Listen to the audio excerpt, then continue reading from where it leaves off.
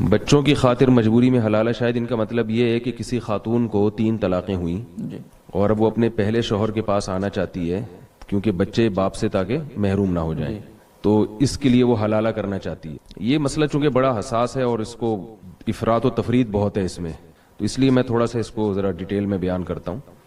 دیکھیے قرآن مجید نے 3 طلاقوں کے بعد پابندی لگائی ہے صاف لفظوں میں کہ مرد اپنی زوجہ سے رجوع نہیں کر سکتا حتی تنکح زوجا غیرہ، جب تک کہ وہ عورت کسی دوسرے مرد سے نکاح نہیں کر لیتی۔ اور حدیث میں آتا ہے کہ صرف نکاح کر لینا کافی نہیں ہے، ہم بستری کرنا بھی ضروری ہے، بخاری مسلم کی صحیح روایت ہے۔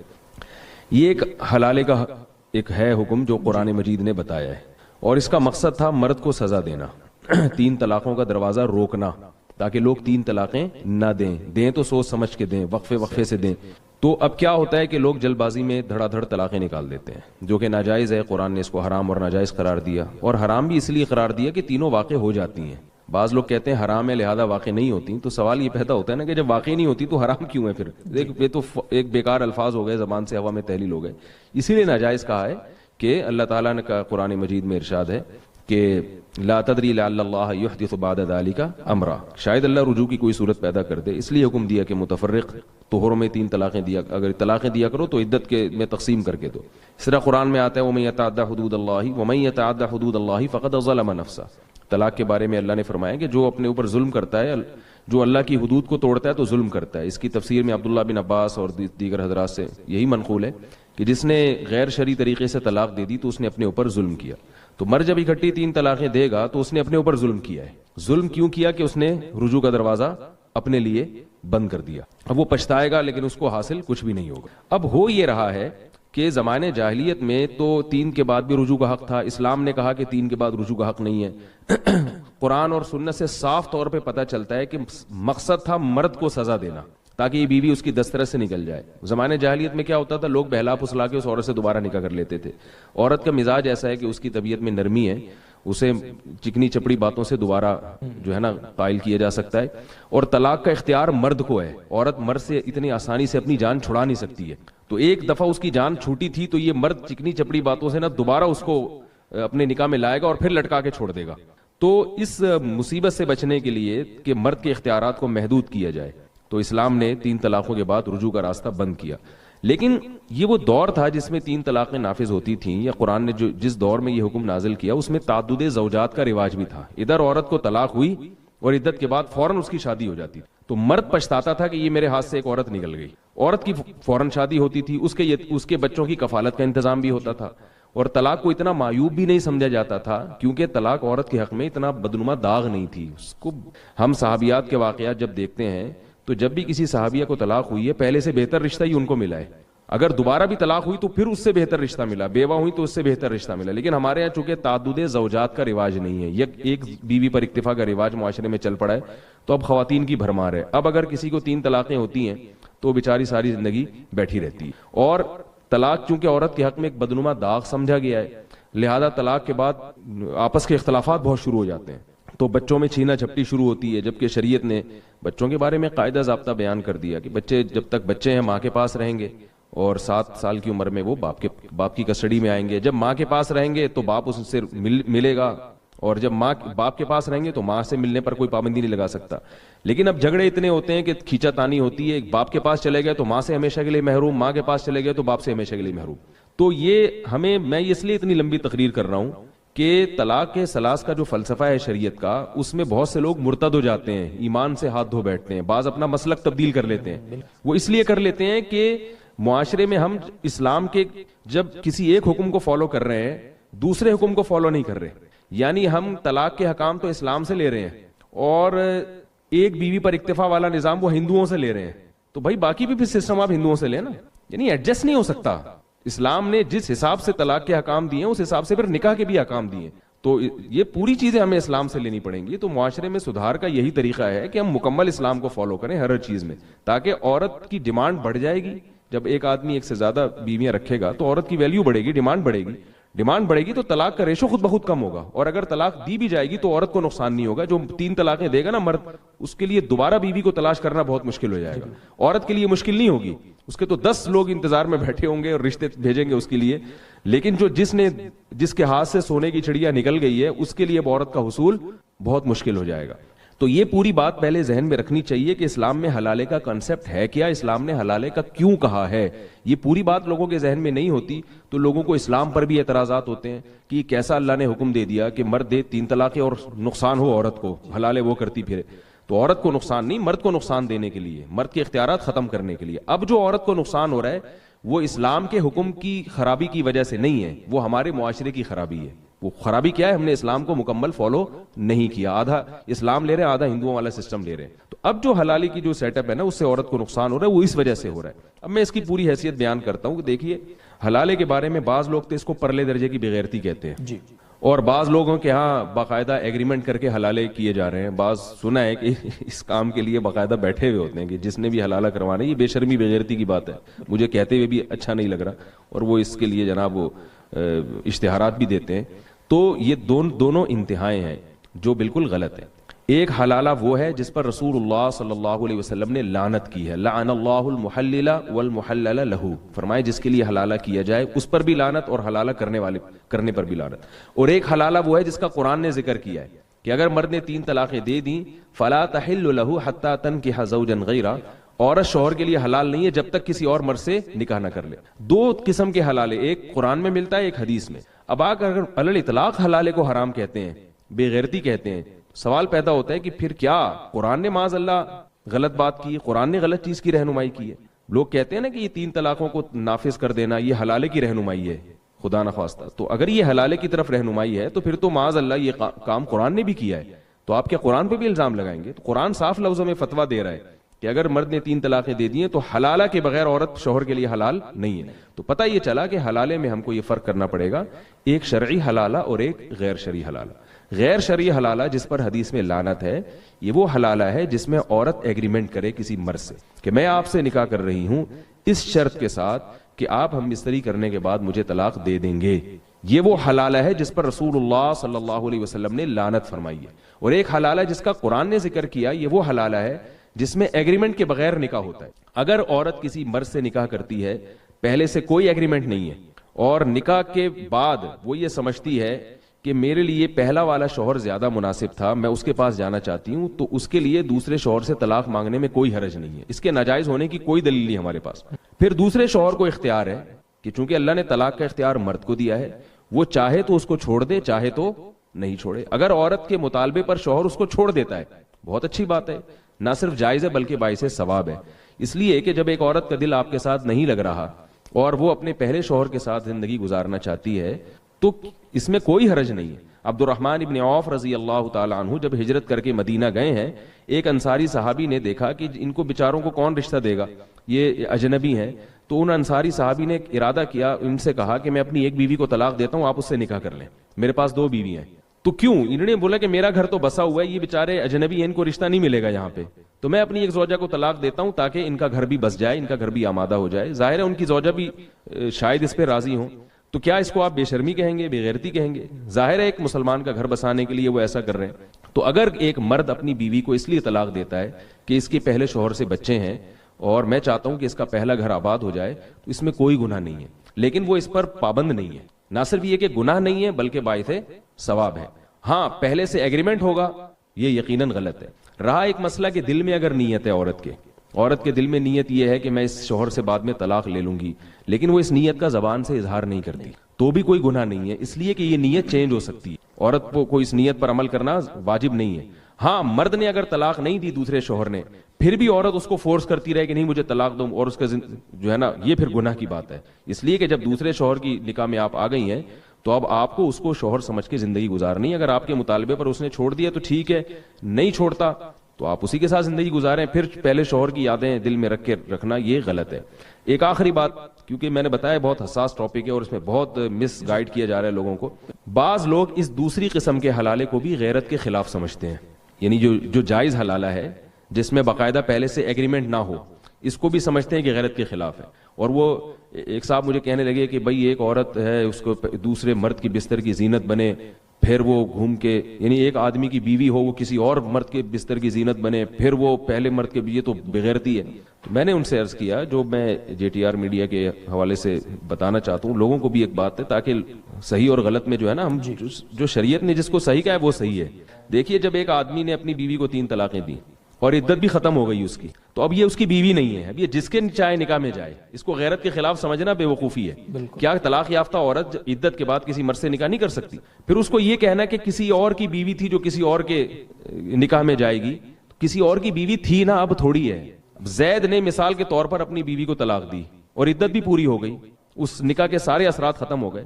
اب وہ زید کی جو سابقہ بیوی تھی جو اب نہیں ہے, وہ بکر سے بھی نکاح کر سکتی ہے, عامر سے بھی نکاح کر سکتی ہے, ساری دنیا کے جتنے بھی مسلمان مرد ہیں کسی سے بھی کر سکتی ہے. اب ان سینکڑوں میں وہ بکر کا سلیکشن کر کے بکر سے نکاح کر لے, تو یہ کیا غیرت کے خلاف کیا اس نے؟ پھر بکر نے اگر اس کو اپنی خوشی سے اپنی رغبت سے طلاق دے دی اور بکر سے بھی اس کا رشتہ ختم ہو گیا اور عدت بھی پوری ہو گئی, اب وہ ساری دنیا کے جتنے بھی مسلمان مرد ہیں ان سے بھی نکاح کر سکتی ہے اور اپنے پرانے والے شوہر سے بھی نکاح کر سکتی ہے. اب اس کو یہ کہنا کہ بکر کی بیوی زید سے نکاح کر رہی ہے, یہ غلط ہے. بیوی تھی اب وہ نہیں ہے. جہاں اتنے سارے مردوں سے نکاح ہو سکتا ہے اس کا, اپنے پہلے شوہر سے بھی نکاح ہو سکتا ہے. تو اس میں کون سا اسٹیپ ہے جہاں غیرت کے خلاف کوئی کام ہو رہا ہے؟ تو خام ایک چیز کو جو ہے میڈیا پہ ہوا بنا کے پیش کیا جاتا ہے. اور حقیقت یہ ہے نا کہ نبی صلی اللہ علیہ وسلم نے ارشاد فرمایا کہ قرب قیامت میں ان اللہ لا يقبض العلم انتزاعا من صدور العلماء ولكن يقبض العلماء. اللہ تعالیٰ قیامت میں جو علم اٹھائیں گے نا, تو لوگوں کے سینوں سے نہیں علم چھیننا شروع کر دیں گے, علماء کو اٹھانا شروع کر لیں گے. اس کا نتیجہ کیا ہوگا کہ فَإِذَا لَمْ يَبْقَ عَالِمٌ اتَّخَذَ النَّاسُ جُهَالًا رُؤُوسًا, جب علماء ختم ہوں گے تو لوگ جاہلوں کو اپنا رئیس بنا لیں گے. فَضَلُّوا وَأَضَلُّوا فَأَفْتَوْا بِغَيْرِ عِلْمٍ فَضَلُّوا وَأَضَلُّوا, وہ علم کے بغیر فتوے دیں گے, کوئی بقرات بن کے اور کوئی جناب افلاطون بن کے اور پتہ نہیں کیا کیا منطقی باتیں کر کے. علم ہے نہیں, علم میں پختگی نہیں ہے, گہرائی نہیں ہے. تو وہ نبی صلی اللہ علیہ وسلم نے فرمایا کہ وہ لوگوں کے رئیس بن کے پھر فتوے دیں گے. فضلوا واضلوا, خود بھی گمراہ ہوں گے اور دوسروں کو بھی گمراہ کریں گے. تو اس لیے یہ حلالے کا جو لفظ جس طرح سے میڈیا پہ اس کو اچھالا جا رہا ہے اور اس میں جو اس کو لفظ کو بدنام کیا جا رہا ہے, اس میں اعتدال کی راہ ضروری ہے. کون سی چیز غیرت کے خلاف ہے اور کون سی غیرت کے عین موافق ہے, اس میں ایک باریک لائن ہے, اس لائن میں فرق کرنا ضروری ہے. اللہ تعالیٰ ہمیں سمجھنے کی توفیق. زوجہ تھکاوٹ کی وجہ سے شوہر کو قریب آنے سے منع کر سکتی ہے. اگر گھر کے کام کاج کی وجہ سے, تھکاوٹ کی وجہ سے عورت اپنے شوہر کو قریب نہ آنے دے, تو کیا ایسا کرنا بھی گناہ ہوگا؟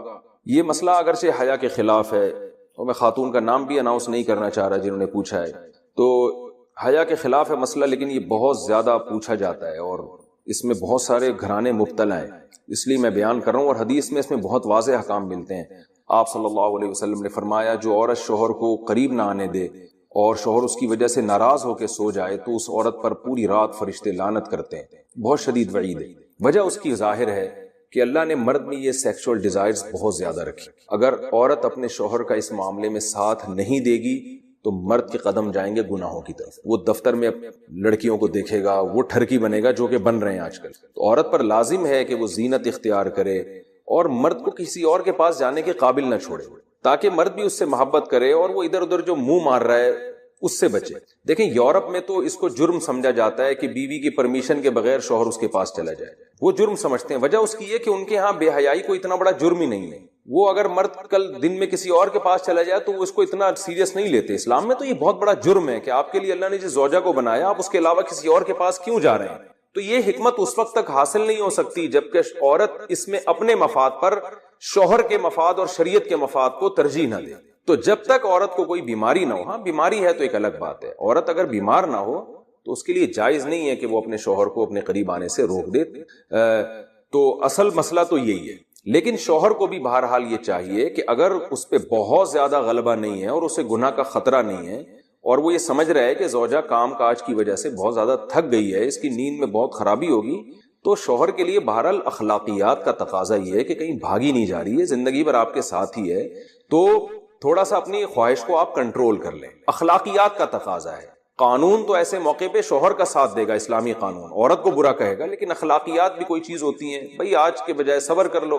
تو اور اپنے آپ کو کنٹرول کر لو. تو کبھی کبھار اگر ایسا ہوتا ہے تو شوہر کو چاہیے کہ وہ اخلاقیات کا مظاہرہ کرے اور بیوی کو مجبور نہ کرے. لیکن بہرحال قانون یہی ہے کہ عورت کے لیے اپنے آپ کو روکنا جائز نہیں ہے، کیونکہ اس میں عورت کا کوئی خاص نقصان بھی نہیں ہوتا. انرجی تو مرد کی یوٹیلائز ہوتی ہے بہت زیادہ. تو عورت جس کا زیادہ نقصان نہیں ہو رہا اور مرد جس کا بیڑا غرق ہونے کا خطرہ ہے، اس کی نیند خراب ہو سکتی ہے رات کی، اور پھر اگلے دن اس کو گناہ کا خطرہ ہے.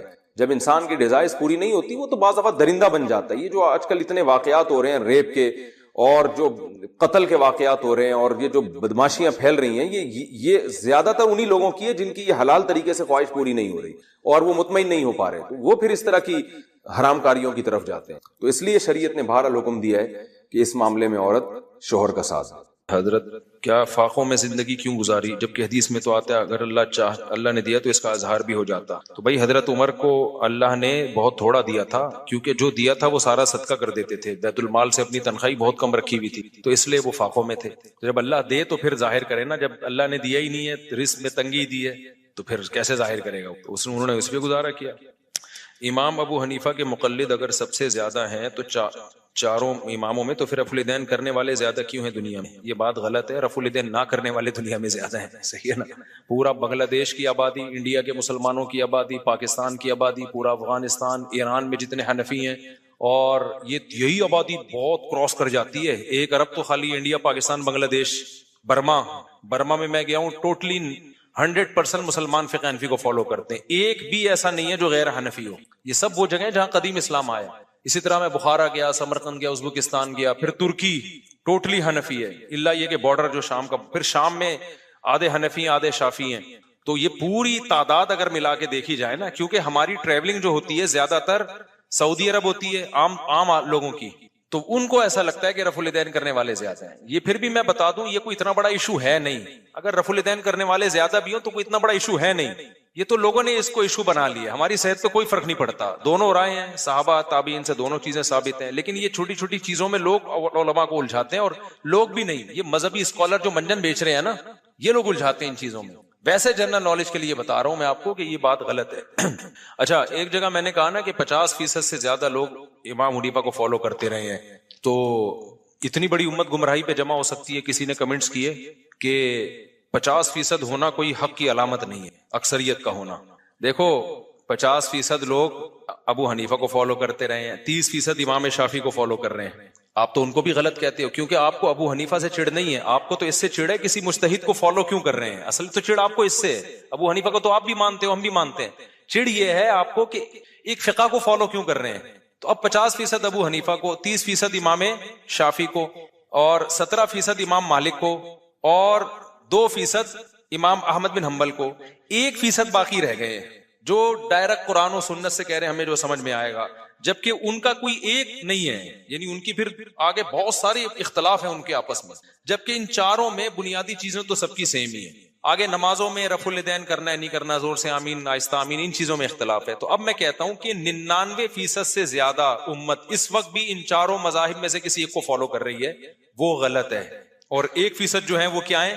صحیح ہیں. یہ کیسے ممکن ہے؟ جبکہ یہ 1% بھی اب ہیں. اگر آپ صدیاں اٹھا کے دیکھو گے نا، یعنی آج سے 100 سال پہلے جاؤ گے اور پھر آپ پیچھے جاؤ گے، تو جب سے یہ چاروں فقہ مدون ہوئے تو 99.9999% لوگ چاروں اماموں کو فالو کرتے آ رہے. 0.00001% ہوں گے جو کسی کو فالو نہیں کرتے. بلکہ ایسا بھی زمانہ آیا ہوگا کہ آیا ہے یقیناً کہ 0.01% بھی نہیں رہے، ایسا بھی زمانہ آیا. تو اب مجھے بتاؤ کہ اگر ہم یہ کہتے ہیں کہ یہ گمراہ ہیں 99%، 99.9% یہ گمراہ تھے، اور وہ 0.01% کیا ہے؟ ہدایت یافتہ ہیں، تو یہ کوئی عقل کی بات ہوگی؟ یہاں یہ کہنا کہ اکثریت کو معیار نہیں بنایا جا سکتا، یہ بات غلط ہے. اس امت میں جو اہل سنت والجماعت ہیں، جو قرآن و حدیث کو حجت مانتے ہیں، ان میں اکثریت کی رائے کا اعتبار ہے. یہ جو قرآن میں آتے ہیں نا، تم اکثریت کو فالو کرو گے تو گمراہ ہو جاؤ گے، یہاں اکثریت سے غیر مسلموں کو ملا کے جو اکثریت بنتی ہے، اکثریت سے اہل اسلام کی اکثریت مراد نہیں ہے. اہل اسلام کی جہاں اکثریت کی بات آئے گی وہاں تو فالو کرنے کا حکم دیا ہے. سواد اعظم کو حدیث میں آتا ہے جو عامۃ المسلمین سے الگ ہوگا نا، قیامت میں ہم بھی اس کو الگ کر کے جہنم میں ڈالیں گے. جو عام ٹریک اہل سنت والجماعت کا چلتا آ رہا ہے، کیونکہ جنتی فرقہ اہل سنت والجماعت ہے. جنتی فرقہ جو ہے وہ اہل سنت والجماعت ہے، ما انا علیہ واصحابی، اور یہ چاروں اماموں اہل سنت والجماعت کے امام ہیں. تو اہل سنت والجماعت میں 99.91 کو فالو، یعنی چاروں کو فالو کرنے، اور 1% سے بھی کم وہ کسی اور کو، باقی تو پھر اہل سنت ہے ہی نہیں، وہ پھر شیعہ حضرات ہیں یا زیدی ہیں یا عباضی ہیں یا جو بھی ہیں، وہ پھر اہل سنت سے خارج ہیں. ہم تو ان کی بات کر رہے ہیں جو قرآن حدیث اور صحابہ کو حجت مانتے ہیں. تو ان میں اتنی بڑی امت گمراہی پر ہے تو بچے گا کیا؟ جنت میں دال چاول کے علاوہ کچھ ملنے والا نہیں ہے. اس کا جواب نہیں دیتے وہ. ہمیشہ جو باطل لوگ ہیں نا جو کمنٹس کر رہے ہوتے ہیں، آدھی پی جاتے ہیں، کہتے ہیں 50% حق پر. کہتے ہیں 50% تو صرف ابو حنیفہ کو فالو کر رہے ہیں، باقی بھی تو کوئی امام شافعی کو، کوئی امام احمد بن حنبل کو، کوئی امام مالک کو. تو آپ تو کسی کو فالو کرنے کو بھی جائز نہیں سمجھتے. تو اس کا مطلب یہ امت 1200 سال سے گھاس کھا رہی تھی جب سے یہ فقہ وجود میں آئے ہیں. اب آپ آگے بتاؤ گے کہ یہ ٹریک غلط ہے آپ سے. اب ہوگا کیا؟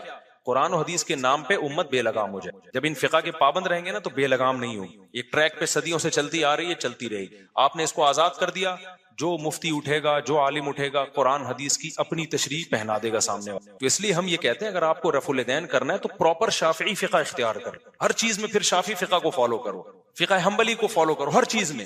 اب جیسے بعض اہل حدیث، اچھی بات ہے، مجھے تو اچھا لگا ان کے، کہتے ہیں ہم بھائی فقہ حنفی کو نہیں مانتے، ہم سعودیہ کے علماء کو مانتے ہیں. میں نے بھی جمعے میں بھی اس پر بات کی تھی، تو میں نے کہا سعودیہ کے علماء تو فقہ حنبلی کو فالو کرتے ہیں. انہوں نے کہا ہم فقہ حنبلی کو فالو کریں گے. بہت اچھی بات ہے، ایک جگہ تو ٹکو تو صحیح نا. وہ بھی اہل سنت والجماعت کے امام ہے بھائی. تو وہ یہاں پھر ایک اشکال ہوتا ہے کہ ساری دنیا بر صغیر میں ابو حنیفہ کو فالو کریں، آپ نے 1.5 اینٹ کی الگ سے بنانے کی ضرورت کیا ہے؟ لیکن چلو یار ہم دل بڑا رکھتے ہیں. اچھا وہ یہ کہنے لگے کہ میں جو ہے نا فقہ حنبلی کو نہیں، پھر وہ سعودیہ کے فلاں مفتی کو فالو کر رہا ہوں. بن باز کو زیادہ تر فالو کرتے ہیں، شیخ بن باز اور صالح العثیمین کو، بڑے عالم تھے وہ. انہوں نے فقہ حنبلی سے بھی چند چیزوں میں خروج کیا ہے. ایک مولوی صاحب، ایک صاحب تھے اسی طرح کہنے لگے. میں نے کہا بھائی جان بہت بڑی مشکل میں پھنس جاؤ گے، تو کیونکہ اگر تم ان کو فالو کرو گے نا ہر چیز میں، جیسے آپ کہہ رہے ہو کہ وہ قرآن و سنت صحیح سمجھتے تھے، تو شیخ بن باز کا بالکل واضح فتویٰ ہے کہ ایک نماز بھی جان کر چھوڑ دی تو کافر ہے وہ. ان کا تو مشہور فتویٰ ہے کہ اگر آپ نے الارم لگایا صبح 8 بجے کا آفس جانے کے لیے، فجر کا الارم ہی نہیں لگایا، تو آپ اسلام سے خارج، آپ کا نکاح بھی ٹوٹ گیا. یہ تو مشہور فتویٰ. یہاں آ کے ڈنڈی مارتے ہیں نہیں اس فتوے میں ان کو فالو. تو یار یہ تو پھر کلابازی، یہ تو خواہشات کی اتباع ہو گئی نا. پھر یہ کہتے ہیں اس میں ان کے پاس دلیل نہیں ہے. کیوں نہیں دلیل ہے بھائی؟ ان کے پاس اس بارے میں بھی حدیثیں ہیں، جمہور کے پاس بھی حدیثیں ہیں، ان کے پاس. اور یہ نماز چھوڑنے پر کافر ہونے والی حدیثیں تو بہت واضح ہیں، صحیح ہے نا، بہت واضح حدیثیں ہیں. تو اس لیے عوام کو چاہیے فقہی مسائل میں قرآن و حدیث کی کچھ چیزیں تو بہت واضح ہیں، ان میں سے تو کسی کو فالو کرنے کی ضرورت ہے. جو جہاں حدیثوں میں دونوں طرف ہوتی ہیں اس میں بجائے اس کے کہ بحث میں لگے، ایک فقہ کو فالو کرے، دوسرے کو بھی ٹھیک سمجھے.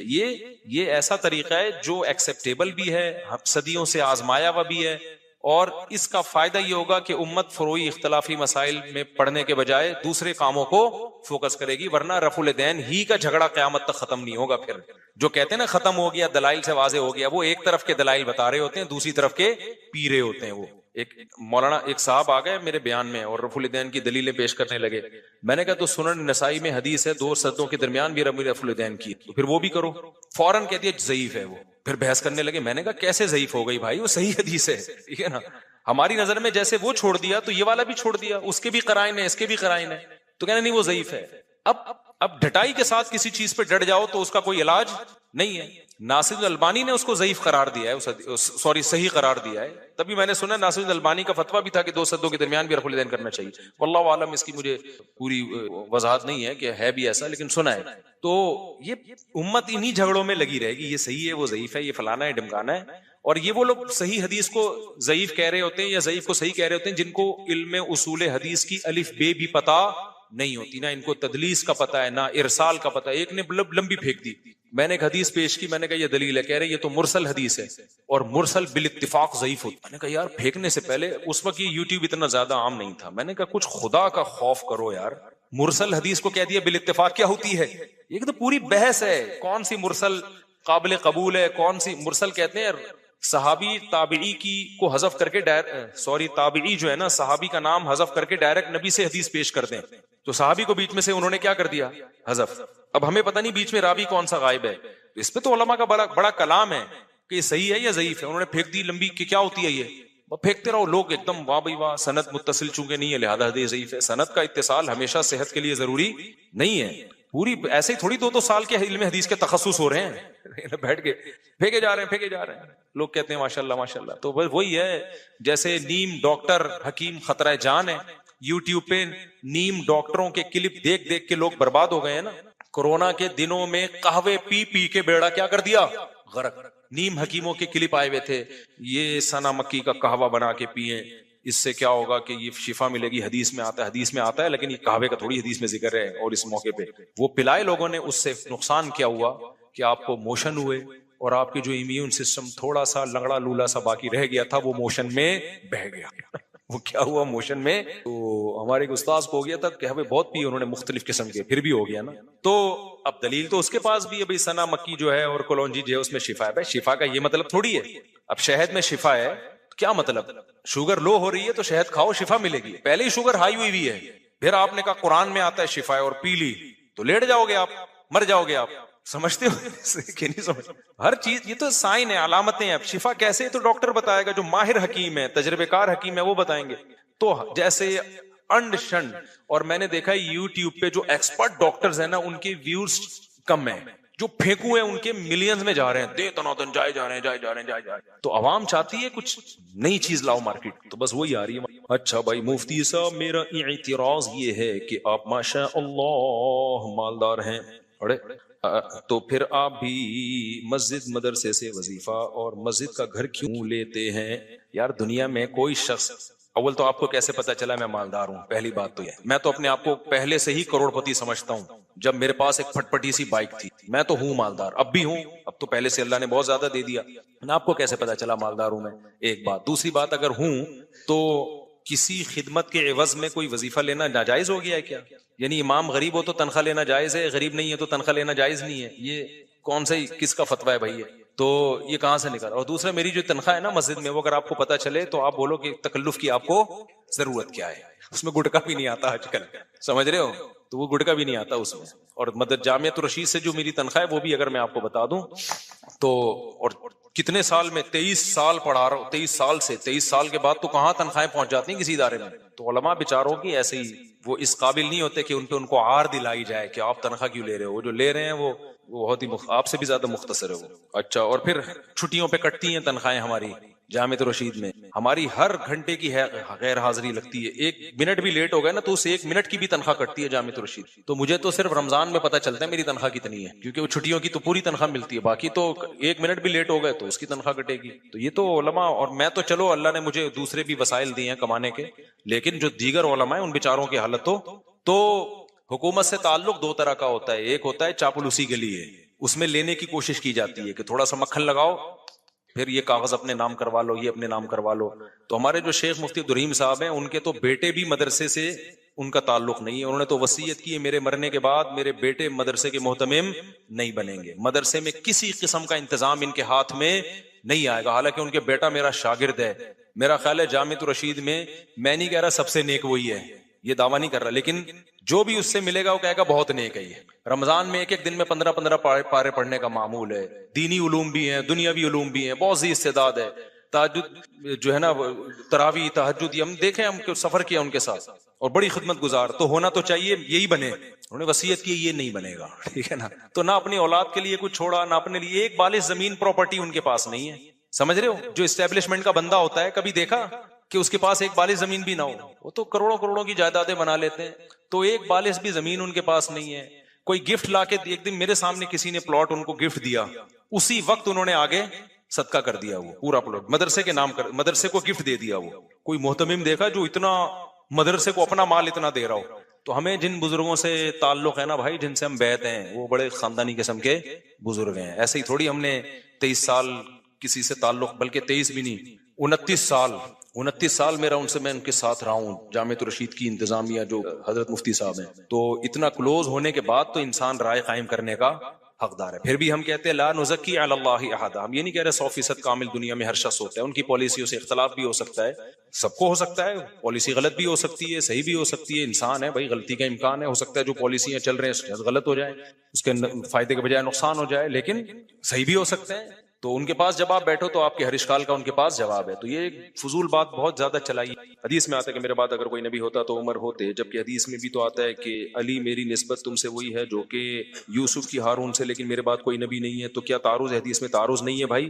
جو فضیلت عمر کے بارے میں وہی علی کے بارے میں. اگر نبی کے بعد کوئی نبی ہوتا تو عمر بھی ہوتے اور حضرت علی بھی ہوتے. اس میں کون سی ایسی ٹینشن والی بات ہے. ہمارے دوست مولوی صاحب کہتے ہیں کہ میں نے مولویوں کے ساتھ زندگی گزار دی. مولوی صرف ممبر کی حد تک دیندار نظر آتے ہیں, خود سارے کام کر رہے ہوتے ہیں, ہمیں منع کرتے ہیں کہ حرام ہے. یہ کسی حد تک صحیح بھی ہے, غلط بھی ہے, مبالغہ بھی ہے. سارے مولوی ایک جیسے نہیں ہوتے, اور یہ حقیقت بھی ہے. میں نے خود بھی دیکھا ہے ممبر پہ پھر خود کر رہے ہوتے ہیں وہ کام. ہمارے استاذ ایک بات کیا کرتے تھے کہ جب بھی کوئی فتویٰ دو نا تو پہلے یہ دیکھو اس کی ایج کتنی ہے, کتنے دنوں کے بعد میں نے اس سے یو ٹرن لینا ہے. تو پہلے سے ہی سوچ سمجھ کے فتویٰ دیا کرو. بعض دفعہ یہ ہوتا ہے, یہ گڑبڑ ان مولویوں میں ہوتی ہے جو واعظ ہوتے ہیں, وہ کسی چیز کو نا اس کی حیثیت سے زیادہ بڑھا دیتے ہیں, حالانکہ وہ شریعت میں نہیں ہوتی, اور اتنا بڑھا دیتے ہیں کہ سوسائٹی میں وہ قابل عمل ہوتی نہیں ہے. یہ ان مولاناؤں کے ساتھ زیادہ ہوتا ہے. اب مثال کے طور پر میں نے ایسے مولانا دیکھے بد نظری کے خلاف بیان, عورت سے چھپو, اس کے ہاتھ لگ گیا تو ایسے جیسے سر میں کیل ٹھوک دی, اور دیکھ لیا تو ایسے جیسے زنا ہو گیا. اتنا سخت بیان کرتے ہیں کہ بس نامحرم عورت تو بس آدمی کہتا ہے بھائی مار دو ان کو, سب کو قبر میں ڈال دو. اب جب خود سوسائٹی میں جاتے ہیں تو یہ پاسبل ہی نہیں ہے عملی طور پر. اب کوئی آ گئی انہی کی چچی آ گئی, نامحرم ہے لیکن آ گئی, تو کیا دھکے دے کے بھگائیں ان کو؟ ان کے سر پہ دوپٹہ نہیں ہو, بیٹھی ہاں وہ یوں تو کر رہا ہے, لیکن اب سلام کا جواب تو دے گا نا اس کو. ایئر ہوسٹس آ گئی جہاز میں پوچھنے کے لیے کیسے ہیں آپ, خیریت سے ہیں, وہ یوں کہے نامحرم کو دیکھنا حرام ہے. وہ ظاہر ہے مروت کے خلاف ہے, وہ کہے گا ٹھیک ہوں آپ خیریت سے ہیں, اتنا تو ہوگا. تو یہ وہ مولانا لوگ ہیں جو شریعت کو ابھی سوسائٹی میں چلے ہوتے نہیں ہیں, انہوں نے صرف گھر مدرسہ ممبر دیکھا ہوتا ہے, تو ایک ایسی چیز قرآن و سنت سے نکال کے پیش کر دیتے ہیں جو قابل عمل نہیں ہوتی. اس وقت تو واہ واہ ہو جاتی ہے, کہتے ہیں ایسے ہوتے ہیں ڈنکے کی چوٹ پہ حق بیان کرنے والے, ڈرتے ورتے نہیں ہیں. جب خود پھنستے ہیں تو کیا کرتے ہیں بھائی یہ کیا ہو گیا, پھر لوگ بدگمان ہوتے ہیں. یہ دیکھو, اس کی میں ایک آسان مثال دوں. یہ جو بارات کا کھانا ہے نا, یہ اسلام میں ثابت نہیں ہے. نبی نے ولیمہ کیا ہے, بیٹیوں کی شادی پہ ایک کھجور بھی نہیں کھلایا. اسی طرح جہیز بھی ثابت نہیں ہے. لیکن میں جب بھی یہ بیان کرتا ہوں نا, میں کہتا ہوں بارات کا کھانا ثابت نہیں ہے, اس کا بائیکاٹ کرنا چاہیے. لیکن کوئی ایسا نہیں ہے کہ کوئی یعنی سائیڈ افیکٹ کی وجہ سے ناجائز ہے, اس کے سوسائٹی پہ برے اثرات پڑ رہے ہیں. اب آپ کی اپنی بہن کی شادی ہو رہی ہے اور آپ بارات میں نہیں گئے, تو آپ کا جو بہنوئی ہے یا آپ کے جو بہن کے سسرال ہیں وہ بولیں گے یہ بندے کہاں شارٹ ہو گئے, 3 مولوی تھے بھائی, وہ تینوں یہ بہن کی شادی سے غائب ہو گئے. ان کو یہ بات سمجھانا کہ بارات کی وجہ سے بائیکاٹ کیا ہے, یہ بات ان کو سمجھ میں آئے گی؟ آپ کہہ سکتے ہو پھر وہ بائیکاٹ کر لیتے, بائیکاٹ کرتے رشتہ نہیں ہوتا آگے, نتیجہ کیا نکلتا, رشتہ ہی نہیں ہوتا آگے نا. تو آپ نے شروع میں بات ایسی کیوں کی ہے جو سوسائٹی میں قابل عمل نہیں ہے؟ ہمیں شریعت میں اس کی بیسیوں مثالیں, ایک سیکنڈ, بیسیوں مثالیں ملتی ہیں کہ ایک چیز بعض دفعہ غلط ہوتی ہے لیکن مجبوری میں کیا ہوتی ہے, وہ جائز ہوتی ہے. ہاں وہ چیز جو سری حرام ہے نا, وہ کبھی مجبوری میں, شراب مجبوری میں جائز نہیں ہوگی, چرس مجبوری میں جائز نہیں ہوگی. ایک چیز ناجائز ہے سائیڈ افیکٹ کی وجہ سے, تو اب اس کا سائیڈ افیکٹ نہ کرنے میں زیادہ ہو رہا ہے, لڑکی کا رشتہ ٹوٹنے کا خطرہ ہے. تو یہ کوئی اچھی بات ہے کہ صرف بارات کے چکر میں بہن کی رشتہ ہی ٹوٹ جائے؟ اسی طرح جہیز غلط چیز ہے, لیکن میں کہتا ہوں بھائی سسرال لالچی ہے, ان کو سمجھ میں نہیں آ رہا. آپ نے بیٹی کو اگر جہیز نہیں دیا, آگے ساری زندگی ساسوں کے تانے سنتی ہے وہ. جہاں ایسی سچویشن ہو تو جب ظلم سے بچنے کے لیے رشوت دینا جائز ہے, تو جہیز دینا بھی ظلم سے بچنے کے لیے جائز ہے. یہ وہاں روکا جائے گا جہاں دونوں پارٹیاں اس کو سمجھتی ہوں. جہاں ایک پارٹی سمجھتی ہے دوسری نہیں سمجھتی, پھر تو دینا پڑے گا آپ کو جہیز, برباد ہو جائے گی بیٹی کی زندگی. اور آسان مثال بیان کر دیا مولوی صاحب نے, رشوت لینا بھی حرام, رشوت دینا بھی حرام. حدیث میں ایسے ہی ہے, الراشی والمرتشی کلاہما فی النار, دونوں جہنم میں. لیکن آگے حدیث کی تشریح میں جب آپ جائیں گے تو علماء نے لکھا ہے لینا دینا جب حرام ہے جب آپ کسی کا حق دبانے کے لیے دے رہے ہو رشوت. آپ کی سیٹ بنتی نہیں تھی گورنمنٹ کی, کسی اور کا حق تھا, آپ نے حق مارا, رشوت دے کے اس سیٹ پہ آ گیا, یہ حرام ہے.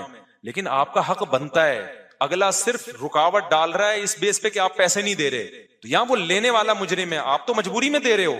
نہیں ہے بات, میرا خیال ہے سمجھ, آپ تو مجبوری میں دے رہے ہو بھائی, آپ دوسرے کا حق چھیننے کے لیے نہیں, اپنا حق لینے کے لیے دے رہے ہو.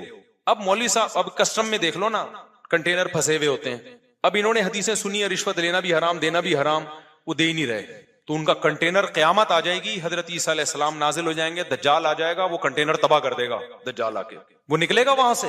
ایسے موقع پہ کیا ہوگا؟ اب وہ مولوی صاحب نے خود تو بیان کر دیا رشوت لینا بھی حرام, دینا بھی حرام, لینا بھی حرام, دینا بھی حرام.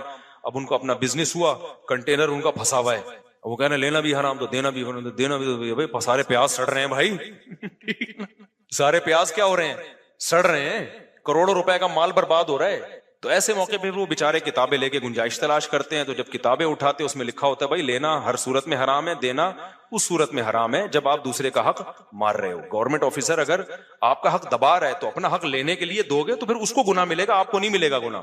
اب جب پریکٹیکل لائف میں یہ علماء آتے ہیں نا, اس طرح کے مولانا لوگ جن کو علم کامل نہیں ہوتا, پھر وہ جب وہ دیتے ہوئے پکڑے جاتے ہیں, لو بھائی بیان کیا کر رہے تھے, دینا بھی حرام, رشوت لینا بھی, اور اب کیا کر رہے ہیں, کنٹینر کے لیے دے رہے ہیں. تو یہ وہ لوگ ہوتے ہیں جو علم میں کامل نہیں ہوتے, بات ایسی کر رہے ہوتے ہیں, ادھوری بات ہوتی ہے.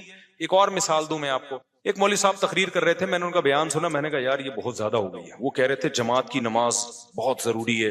ایک نابینا صحابی نبی کی خدمت میں آئے, عرض کیا یا رسول اللہ میں گھر پہ نماز پڑھتا ہوں. آپ نے فرمایا اذان کی آواز آتی ہے, فرمایا پھر مسجد میں آنا ضروری ہے. یہاں تک حدیث صحیح ہے. اب انہوں نے آگے بیان کر دیا کہ اگر کسی رسی کی مدد سے بھی آنا پڑے نا, راستہ نظر نہیں آ رہا, اب بیان تو کر دیا, یعنی وہ نابینا رسی پھینکے گا ہک کر کے یا کسی کو دے گا اور یوں کر کے مسجد.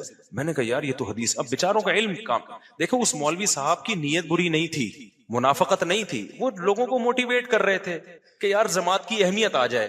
لیکن موٹیویشن اس اسٹائل میں کر رہے ہیں کہ جب خود پھنسیں گے نا تو بھائی یہ رسی والا طریقہ چلے گا نہیں. اللہ نہ کرے وہ نابینا ہو جائیں اور کوئی رسی لا کے پکڑا دے, بولے گا بھائی کب تک رسی سے میں آؤں گا یار, گھر میں پڑھنے دے, یہی کہیں گے نا. تو لوگ کہیں گے لو بھائی ان کے قول میں اور ان کے عمل میں کیا ہے, تضاد ہے. باتیں کچھ کر رہے ہیں, تقریریں کچھ اور عمل کچھ. تو یہ میں نے بھی اپنی, یہ جس نے سوال پوچھا ہے بالکل صحیح پوچھا ہے. بہت سے مولانا لوگ کیا کرتے ہیں, ایسی بات بتا رہے ہوتے ہیں لوگوں کو ممبر پہ, اس وقت لوگ بلے بلے واہ واہ سبحان اللہ زبردست حق پرست, جیسے ماضی میں کچھ ایسے لوگ گزرے. تو ایک اصول ضابطہ رکھو بھائی, ہم نے ریاست کو بچانا ہے بس, ایسی کی ہمیں شخصیت دے, بعد میں پہلے کیا ہے, اسٹیٹ ہے, ریاست ہے, ہماری پالیسی ہے, اسٹیٹ پہ کمپرومائز نہیں ہوگا, بس پاکستانی ہے, مسلمان ہے, اس کے بعد ہم پاکستانی ہے, ختم. تو اس میں کبھی فوج کی مخالفت بھی ہوگی, کبھی حمایت بھی ہوگی. اگر آپ نے ایک ہی چیز کو درد سر بنا لیا تو پھر آپ پھنس جاؤ گے. تو خیر ملک میں ہوتا بہت الٹا سیدھا غلط ہو رہا ہے بہت کچھ, جو ابھی جو حالات چل رہے ہیں کوئی اچھے حالات تھوڑی چل رہے ہیں. اچھا خیر, تو میں کہاں, تو یہ جو کسی نے پوچھا نا مذہبی اسکالر ایسا کرتے ہیں, یہ ایسا کرتے ہیں بیچارے, وہ غلط نہیں ہوتے, ان کو پوری نالج نہیں ہوتی, ممبر پہ وہ ایک دم جوش میں تقریریں. ایک اور میں مثال دے دیتا ہوں. اب یہ جو حکومت کہتی ہے گیس پمپ مت لگاؤ, ایسا ہی ہے نا, کیا کہتے ہیں اس کو, جو سیکشن لگاتے ہیں نا, گیس ساری کھینچ لیتے ہیں بھائی, کمپریسر لگاتے ہیں ساری گیس کھینچ لیتے ہیں. یہ بالکل ایسے ہی ہے جیسے ایک زمانے میں نا ہم جب چھوٹے تھے تو ہمارے امام صاحب نے مسجد میں ممبر پہ بیان کیا کہ پانی کی موٹریں مت لگاؤ. واقعی یہ انلیگل تھا. گورنمنٹ جو گھروں میں پانی دیتی ہے تو وہ جو موٹریں لائن سے سک کرتی ہیں نا, امام صاحب نے بیان کیا یہ غیر قانونی, واقعی غیر قانونی تھا, یہ حرام ہے, ناجائز ہے, اس سے پانی چوری کرنے کا گناہ ملے گا. اب امام صاحب بیچاروں نے اچھی نیت سے بیان کیا, تھوڑے دن میں امام صاحب کے اپنے گھر میں موٹر لگی ہوئی تھی. مجھے تو پتا تھا, میں نے بتایا نہیں لوگوں کو, اور یوٹیوب بھی نہیں تھا, وہ لوگ پی گئے. حالانکہ امام صاحب غلط نہیں تھے, نہ ان کی نیت چوری کی تھی, انہوں نے بیچاروں نے اپنے لحاظ سے صحیح بتایا. بات یہ ہے کہ موٹر تو لگانا انلیگل ہے. کیوں؟ وجہ اس کی ہے کہ جو پانی گھروں میں ڈیوائڈ ہو کے جائے گا, جب آپ لگاؤ گے تو سارا پانی تو آپ کھینچ لو گے. لیکن بات یہ کہ جب سب نے یہ انلیگل کام کر لیا, سب نے لگا لی, اب اگر آپ نہیں لگاؤ گے نا تو 2 قطرے بھی آپ کو نہیں ملیں گے. اب لگانا جائز ہو گیا, اس لیے کہ اب دوسرے کا حق دبانے کے لیے نہیں ہے, بلکہ اپنا جائز حق تو ملے بھائی. تو امام صاحب نے یا دائیں بائیں دیکھا, یار میری تقریر یوٹیوب تو ہے نہیں, کوئی ریکارڈنگ بھی نہیں ہے, پی گئے نا, چپکے سے لا کے گھر میں لگا دو. اب کوئی امام صاحب کو دیکھتا بولتا ہی پہلے تقریر کر رہے تھے, موٹریں لگانا حرام ہے, خود لگائی ہوئی ہیں. تو وہ بیچاروں کو اس لیے ان کو چاہیے تھا کہ بھائی پوری نالج لیتے, اس کے سائیڈ افیکٹ کیا ہوں گے, اس کے فائدے کیا ہیں, نقصانات کیا ہیں. گورنمنٹ تو بہت ساری چیزوں کو انلیگل کرتے کرتے خود ہی حکومتوں کے گھر میں, یہ جنریٹر جو ہم چلاتے ہیں گیس پہ, یہ بھی تو انلیگل ہے. ساری دنیا نے گیس کے جنریٹر لگائے ہوئے ہیں, تو یہ کون سا انلیگل ہے بھائی؟ آپ نہیں لگاؤ گے تو کیا ہوگا, اندھیروں میں قبر کے اندھیرے آپ کو یاد آتے رہیں گے. تو یہ انلیگل ہے, لیکن گورنمنٹ اس کو انلیگل بنائے نا, پریکٹیکلی پکڑے لوگوں کو. بالکل اب یہ گیس میں بھی ایسا ہی ہو گیا ہے. مجھ سے لوگ پوچھتے تھے پرسنلی کہ بھی گیس کا یہ جو کمپریسر لگاتے ہیں گیس کھینچ لیتے ہیں, گیس آج کل لوڈ شیڈنگ ہو رہی ہے نا, تو میں کہتا تھا یار انلیگل کام مت کرو. لیکن میں نے بیان میں نہیں کہا یہ, اس لیے کہ مجھے یہی خطرہ لگ رہا تھا کہ یار کل جو ہے نا سب لگائیں گے تو پھر میرا بیان یہ لوگ چلائیں گے. میں نے ابھی تک نہیں لگایا, میرے ان 3 گھروں میں کہیں بھی نہیں ہے وہ, تو 4 گھروں میں وہ عادت پرانی ہو گئی ہے نا. تو اب کیا ہے کہ بھائی اگر آپ اس میں, بعض اپارٹمنٹ ایسے ہیں, لوگوں نے ہم سے آگے پوچھا, بولے ہم اگر نہیں لگا رہے نا تو ایک گیس کی اسمیل بھی نہیں آ رہی کیونکہ سب نے لگا لیا. اب میں ان کو فتوا دوں کہ آپ کے لیے لگانا بھی ناجائز ہے, تو یہ فتوا غلط ہو. اس لیے کہ گورنمنٹ جب انلیگل کر رہی ہے تو عمل کر کے دکھائے نا, لوگوں کو پکڑے, سارے وہ کمپریسر اتارے وہاں سے, ورنہ جو نہیں لگائے گا اس کو تو گیس ملے گی نہیں, وہ بیٹھا رہے گا اندھیروں میں, لکڑیاں جلائے گا کیا وہ فلیٹوں میں جا کے. تو یہ چل رہا ہے مارکیٹ میں. تو یہ کرتے ہیں بےچارے, یہ ناسمجھی میں کر رہے ہوتے ہیں, اور کچھ ظاہر ہے 2 نمبری میں بھی کر رہے ہوتے ہیں. تو سارے مولوی صحیح تھوڑی ہوتے ہیں, 2 نمبر بھی ہوتے ہیں. اور پھر بھی میں بتا دوں, اگر 1 نمبر بھی مولوی ہے تو مولوی ہونے کا مطلب فرشتہ وہ بھی انسان ہوتا ہے. یہ جو اللہ نے قرآن میں کہا نا, وَمَن يَعْمَلْ سُوءًا ثُمَّ وَمَن يَعْمَلْ سُوءًا أَوْ يَظْلِمْ نَفْسَهُ ثُمَّ يَسْتَغْفِرِ اللَّهَ يَجِدِ اللَّهَ غَفُورًا رَحِيمًا. کسی سے کوئی گناہ ہو جائے, توبہ کرے تو اللہ معاف کرے گا. تو یہ آیت صرف غیر مولوی کے بارے میں نہیں ہے, مولوی بھی اس میں شامل ہیں. تو سب کے لیے, صرف پیغمبر معصوم علی الخطا ہوتے ہیں. تو کسی کی پرائیویسی میں گھسنے کی آپ کو ضرورت کیا ہے؟ ٹھیک ہے نا, آپ دیکھو بھائی بات صحیح کر رہا ہے, سمجھ میں آ رہی ہے, ٹھیک ہے بھائی. ہمیں شریعت نے پردہ ڈالنے کا حکم. کسی کا عیب سامنے آئے تو کیا کرو بھائی, پردہ ڈالو. ہاں ایسا عیب جس سے لوگوں کو نقصان ہو رہا ہو, چوری کہاں کر رہا ہے, چرس تقسیم کر رہا ہے چپکے چپکے, اس سے تو سوسائٹی تباہ ہو رہی ہے.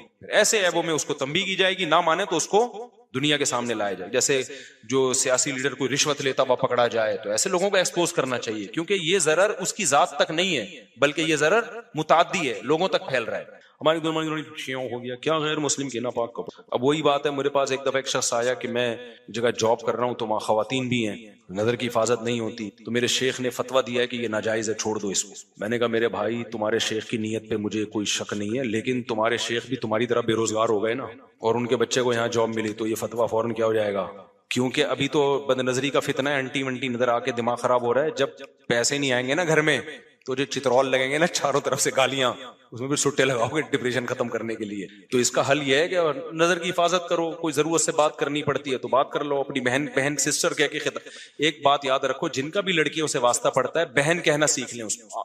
99% مسئلہ یہاں سے حل ہو جاتا ہے. بہن کیا حال ہے, وہ بہن سے ہی شروع کیا کرو, تو دیکھو پھر وہ لائن ہی نہیں مارے گی. بہن بول دیا نا تو آدھا سے زیادہ مسئلہ یاد. اور بولتا نہیں ہے, شرارتی آدمی, دل میں چور ہوتا ہے اس کے, وہ زہر کا پیالہ پی لے گا, اس کے منہ سے بہن نہیں نکلے. تو بہن کہنا سیکھ لیں. غیر مسلم کے ناپاک کپڑے دھو کر استعمال کر سکتے, کیوں نہیں کر سکتے بھائی؟ یہ لنڈے کا سارا مال جو استعمال کرو, کیا حاجیوں کا مال ہے کیا یہ؟ نکاح کی قسم کھانے سے نکاح ٹوٹ جاتا ہے یا قسم کا کفارہ ادا کرنا ہوگا؟ قسم ٹوٹ. نکاح کی قسم کیا الفاظ کیا. اگر طلاق کی قسم کھائی ہے کہ میں نے یہ کام کیا تو بیوی کو طلاق, تو اس کام کرنے سے طلاق ہو جائے گی. باقی نکاح کی قسم کیا ہوتی ہے؟ قسم کا کفارہ اگر ٹوٹ جائے تو 10 غریبوں کو 2 ٹائم کا کھانا کھلاؤ, یا ہر غریب کو 2.25 کلو گندم دے دو, یا ایک ہی غریب کو 10 دنوں میں 2.25 کلو گندم تقسیم کر کے دے دو. تو اس طرح سے قسم کا کفارہ ہوتا ہے. اگر خود غریب ہو تو پھر 3 روزے لگاتار رکھ لو. عورت کے مرنے کے بعد شوہر سے اس کا نکاح ٹوٹ جاتا ہے. جی ہاں ٹوٹ جاتا ہے. آپ کو کہیں اور شادی کس خوشی میں کرتے, مرتا ہے شوہر تو 4 مہینے 10 دن کے بعد کہیں اور شادی اس لیے تو کرتی ہے کہ اس کا نکاح ٹوٹ جاتا ہے اس سے. مفتی صاحب میرے گھر والے میری شادی نہیں کروا رہے جبکہ میں شادی اپنے ذاتی خرچے پر. ہاں یہ ضرور ہے کہ مرد جب مرتا ہے نا, عورت جب مرتی ہے تو فوراً ٹوٹتا ہے نکاح. مرد جب مرتا ہے تو نکاح تو ٹوٹتا ہے لیکن من وجہن باقی رہتا ہے, کیونکہ عدت میں کچھ احکام نکاح والے باقی رہتے ہیں. تو اس کو کہتے ہیں نکاح تو ٹوٹ گیا لیکن من وجہن بعض نکاح کے حکام ابھی باقی ہیں, کہ اسی شوہر کی وجہ سے اب وہ گھر کی 4 دیواری سے نہیں باہر نکل سکتی, زینت اختیار نہیں کر سکتی, وغیرہ وغیرہ. مفتی صاحب میرے گھر میں شادی نہیں کروا رہے جب میں. بھائی آپ کچھ پوچھ رہے تھے, یہاں کوئی بندہ بیٹھا. ہاں آپ بتا. ہاں اب دیکھیں وہ تو میں اصول بیان کر رہا ہوں نا, کر کے دکھا دو تو پھر آپ اس کے سائیڈ ایفیکٹ سوچیں خود ہی. تو وہ تو میں یہ کہہ رہا ہوتا ہوں تپڑ ہے تو پاس کر ورنہ برداشت کر. وہ کر کے دکھا دو کا مطلب یہ کہ اسٹیمنا ہے آپ کے اندر, نہیں ہے تو بھائی پھر تو پٹو گے یار. تم پٹو, پٹنے کا اسٹیمنا پیدا کرو. اصل بات یہ ہے, لوگ یہ کہتے ہیں کہ ہم دوسری شادی کریں یا پہلی کریں اور ہم کوئی ایسا طریقہ بتا دیں کہ پٹے نہیں ہم. تو میں ان کو یہ جواب دیتا ہوں کہ یہ تو کوئی دنیا میں طریقہ نہیں ہے کہ دوسری شادی کرو پٹو نہیں ہے. یہ نہیں بتا سکتا کیونکہ میں خود پٹتے رہ گیا تھا, بلکہ جو مجھے ڈپریشن تھی وہ تو پٹنا ہی کہلائے گا نا. تو میں یہ طریقہ نہیں بتاؤں گا, میں یہ بتاؤں گا کہ پٹنے کا حوصلہ پیدا کرو اپنے. ہمارے ایک دوست ہیں سعودی عرب میں, بڑا خاندانی آدمی ہے, اللہ اس کی عمر میں مجھے بدماش ٹائپ کے لوگ بڑے پسند ہیں, کیونکہ جو بدماش ہوتے ہیں اس میں کانفیڈنس ہوتا ہے. جب یہ غلط چیز میں ہوتے ہیں تو غلط چیز میں صحیح میں پھر صحیح میں بہت آگے جاتے ہیں. تو پہلے وہ غلط ایکٹیویٹیز میں تھا, اس کا غلط چیزوں میں پڑا ہوا تھا نا, اس میں بدماشی تھی اس کی. تو جب اللہ نے توبہ کی توفیق دی تو وہ بدماشی صحیح چیزوں میں آ گئی. تو ابھی توبہ والے اس میں چل رہا ہے وہ, یعنی صحیح چیزوں میں. اس کو کیا ہوا, ایک دفعہ لوگوں نے اٹھا کے طبیعت سے کوٹا نا کسی کام پہ جو وہ کر رہا تھا یعنی اچھے اس میں زیادہ ڈیٹیل میں نہیں جاؤں گا, وہ پھر ایسا نہ ہوگا کیس ہی بن جائے. تو اس کو بہت مارا, وہ اگلا نہیں, ٹھیک ہے نا, وہ اگلا نہیں کہ جس بندے نے اس کو یہ کام اس کے کوئی خدا نخواستہ کرمنل ایکٹیویٹیز میں نہیں لگایا تھا, اس کو کسی کو فیور دینا تھا جو جائز فیور تھا. تو جو غلط لوگ تھے انہوں نے اٹھا کے مارا کہ تجھے بھیجا کس نے, وہ نہیں اگلا. میں نے اس سے پوچھا یار اتنی مار کھائی آپ نے اور اگلے نہیں ہے تو بڑا حوصلہ ہے. اس نے کہا یہ ہم پہلے بہت دفعہ پٹ چکے ہیں غلط کاموں میں, تو اب صحیح کاموں میں پٹنے کا ہمارے اندر حوصلہ کہہ رہے مجھے ان کے چماٹے ایسے لگتے تھے گدگدیاں کر رہا ہوں. اور جس کا نام نہیں بتایا نا وہ بھی کوئی بڑے آدمی تھے, انہوں نے پھر اس کو بڑا فیور دیا, یار اتنا مار کھا کے اس نے میرا نام نہیں بتایا, تو اس نے تو پھر بہت ترقی دی اس کو. تو ہمیشہ ترقیوں میں وہی جاتے ہیں جن کے اندر پٹنے کا حوصلہ ہوتا ہے بڑے کاموں کا, ورنہ تو ایک بیوی 2 بچے لے کے زندگی برباد کر مر جاؤ اس میں.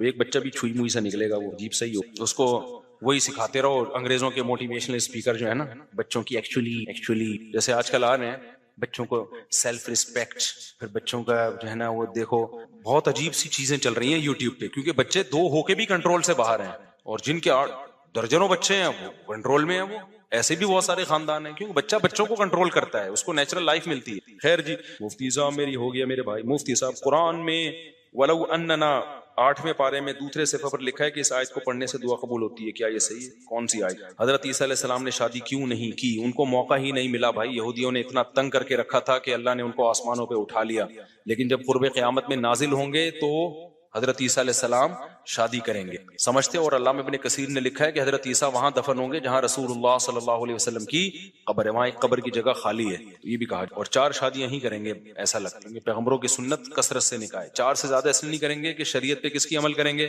محمد صلی اللہ علیہ وسلم. باغ فدق کے مسئلے کو ایک مخصوص طبقہ ہمیشہ سے اچھالتا ہے, اس کی وجہ سے اب بعض لوگوں کا مذہب ہی یہی ہے, حضرت علی, حضرت عمر, حضرت ابو بکر پہ اعتراض کرنا. ان کو الزامی جواب دیا کریں کہ اگر یہ واقعی ایسا مسئلہ تھا جیسا یہ بیان کرتے ہیں تو سیدنا علی تو زندہ تھے, حضرت فاطمہ کے شوہر, وہ کیوں دونوں بزرگوں کے ہاتھ پہ بیعت ہو گئے؟ وہ کیوں ہمیشہ مشوروں میں ان کے ساتھ شریک رہے؟ وہ بھی ان کو مشوروں میں شریک کرتے رہے. حضرت علی کا تو حضرت عمر بہت احترام کیا کرتے تھے, اور حضرت علی بھی حضرت عمر کا بہت احترام کیا کرتے تھے. جتنے فیصلے ہوئے سب میں حضرت علی شریک ہیں. پھر حضرت عمر نے جو 6 افراد کی کمیٹی بنائی کہ میرے بعد ان 6 میں سے خلیفہ ہوگا, اس میں حضرت علی کو, تو کتنے اچھے تعلقات تھے آپس میں. تو اگر یہ وراثت کا اتنا بڑا جھگڑا ہوتا ہے جتنا پیش کیا جاتا ہے تو اتنے اچھے تعلقات ہوتے. تو یہ مدعی سوس گواہ چوس والی بات ہے, سمجھ رہے ہیں نا.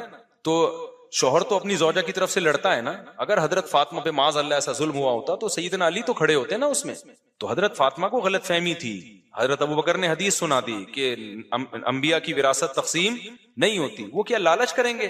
جو سارا سامان نبی کی خدمت میں لے کر آ گئے, صحیح حدیث ہے نا, نبی نے ان کا سارا, انہوں نے ایک موقع پہ حضرت ابوبکر سارا سامان لے کر آ گئے. نبی نے پوچھا کہ گھر میں کچھ چھوڑا؟ فرمایا اللہ رسول کا نام چھوڑا ہے. تو کیا وہ ایک باغ, اور وہ بھی نبی کی بیٹی کا, وہ قبضہ کر کے بیٹھیں گے؟ کوئی کامن سینس کی بات ہے یہ؟ جو نبی کا غار میں, نبی کے غار یار ہیں, وہاں تنہا نہیں چھوڑ رہے. اور سورہ توبہ کی آیتیں دیکھو, ایسی جاندار آیتیں ہیں. یا ایھا الذین آمنوا, اے ایمان والو, اگر تم الا تنصروہ, اگر تم پیغمبر کی مدد نہیں کرو گے نہ کرو. یہ قرآن کا انداز ہے. فقد نصرہ اللہ اذ اخرجہ الذین کفروا, اللہ نے اس وقت بھی مدد کی ہے جب مشرکین نے ان کو نکال دیا تھا. ثانی اثنین, جب 2 میں سے یہ ایک تھے, ایک ابو بکر اور ایک یہ. تو اللہ نے پوری امت کو ابو بکر کے مقابلے میں ذکر کیا ہے کہ تم سارے چھوڑ دو نا, ابو بکر تو نبی کے ساتھ ہے. اللہ نے اس وقت ابو بکر کے ذریعے مدد کی ہے. اور اذ یقول لصاحبہ, جب نبی ابو بکر سے کہہ رہے تھے, اپنے ساتھی سے, قرآن صاحب کا لفظ صرف ابو بکر کے لیے استعمال کیا, اپنے ساتھی سے کہہ رہے تھے, لا تحزن, غم نہ کر, ان اللہ معنا, اللہ ہمارے ساتھ ہے. دیکھو موسیٰ علیہ السلام جب دریا پہ آ کے رک گئے نا, اور پیچھے سے فرعون آیا, بنی اسرائیل نے کہا ہم تو مارے گئے. موسیٰ نے کیا کہا؟ ان معی ربی, میرے ساتھ کون ہے؟ میرا اللہ ہے. یہ نہیں کہا اللہ ہم سب کے ساتھ ہے. موسیٰ علیہ السلام کو ڈر تھا کہ میری تو مدد ہوگی, ان کی پتہ نہیں ہوگی کہ نہیں ہوگی, کیونکہ کسی موقع پہ ساتھ ہی نہیں دے رہے. اتنی اللہ نے مدد کر دی ہے, تو اب اللہ کوئی راہ نکال لے گا یہاں کے اگر مروا دیا. انا لمدرکون, ہے موسیٰ مر گئے, پکڑے گئے, تو فرعون تو مارے گا. تو توکل ذرا بھی نہیں تھا. اس لیے موسیٰ علیہ السلام نے کہا ان معی ربی, میرے ساتھ کون ہے؟ میرا رب ہے. تمہارا کوئی بھروسہ نہیں ہے. لیکن جب ابو بکر غار میں تھے اور چاروں طرف سے گھیر لیا, بالکل وہی سچویشن جو فرعون کی تھی, تو نبی نے کیا فرمایا؟ غم نہ کرو, ہمارے ساتھ کون ہے؟ ہم دونوں کے ساتھ اللہ ہے. ان کو پتا تھا جانثار ساتھی ہیں, ایسا نہیں ہو سکتا اللہ میری مدد کرے ابو بکر کی نہ کرے. تو یار اتنی بڑی فضیلت, وہ باغ کھائیں گے یار, کچھ سوچنے کی بات ہے. وہ کسی کے باغ پہ قبضہ کریں گے, اور وہ بھی پیغمبر کی بیٹی کی. تو یہ غلط بات ہے. اس کو شیعہ حضرات کو چاہیے تھوڑا سا ہوش کے ناخن لیں. کیوں امت میں اختلاف پھیلا رہے ہیں؟ سارے شیعہ ایسی باتیں کرتے بھی نہیں ہیں. جو آج کل نئے نئے مارکیٹ میں خطیب آ رہے ہیں, وہ زیادہ ان مسئلوں کو اجاگر کر رہے ہیں. حضرت علی نے اپنی بیٹی بھی دی تھی حضرت عمر کو, ان سے نکاح ہوا ہے. لیکن شیعہ لوگ تو اس کا انکار کرتے ہیں, حالانکہ یہ تاریخی حقیقت ہے جو خود شیعوں کی کتابوں سے ثابت ہے. لیکن چلو وہ تو ایک بات کی چیز ہے نا.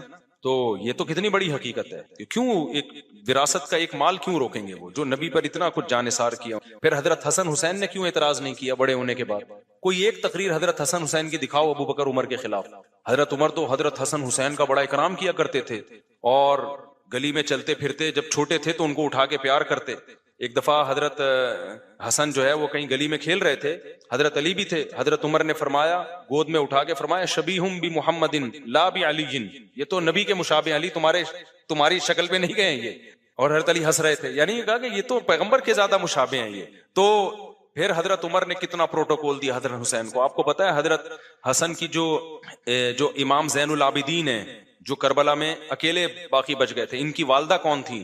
حضرت حسن کی نسل. تو حضرت حسین کی نسل جو چلی ہے نا وہ حضرت زین العابدین سے چلی ہے. آج جتنے حضرت حسین کی اولاد ہے وہ امام زین العابدین کی اولاد میں سے ہیں.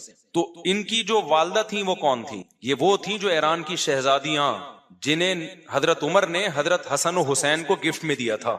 ایران سے شہزادیاں قید ہو کے آئیں, لونڈیاں تھیں, تو لوگوں نے کہا یہ شہزادیاں, ان کو باندی بنانا ان کی توہین ہے, ان کا کسی بڑے سے نکاح ہونا چاہیے. شہزادیاں تو شہزادوں سے نکاح ہونا چاہیے. تو حضرت عمر نے کس کو شہزادہ قرار دیا؟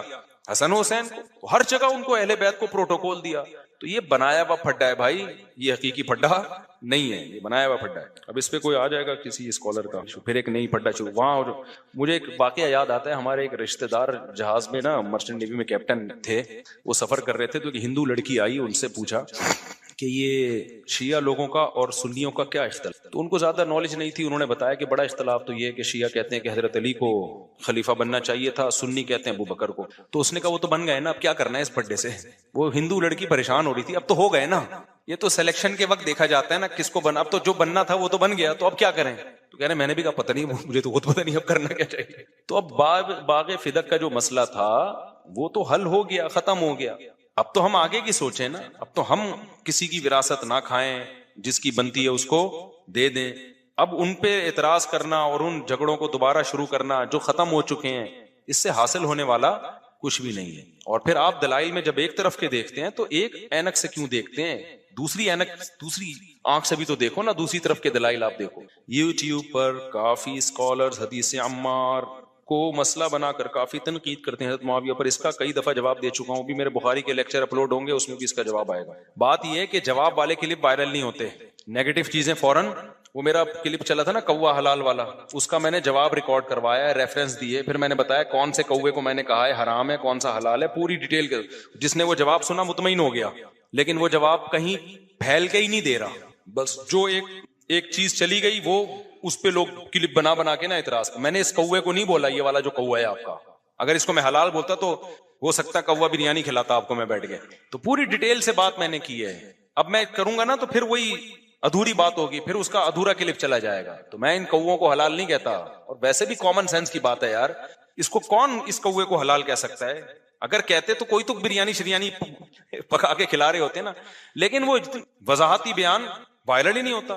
وجہ کیا ہے, یوٹیوبر جو بیٹھے ہوئے ہوتے ہیں ان کو ویوز چاہیے ہوتے ہیں, وہ نیگیٹو چیزوں کو ٹھک ٹھک ٹھک ٹھک ٹھک ٹھک دبا کے پھیلاتے ہیں. تو وہی جیسے شادیوں کے کلپ دبا کے نکل رہے ہوتے ہیں, اور جو بیوی کے حقوق والے کلپ ہیں وہ نظر ہی نہیں آ رہے ہوتے, تو شوہر کے حقوق والے بھی نظر نہیں آ رہے ہوتے, تو ماں باپ والے بھی بہت ہی کم ہوتے ہیں. ایک دو ہوتے ہیں جس میں ذرا جذباتی سا ہو گیا نا, تو اس میں جذبات کو لوگ کیش کراتے ہیں, وہ مفتی صاحب جذبات, تو عنوان یہ لگتا ہے مفتی صاحب رو پڑے.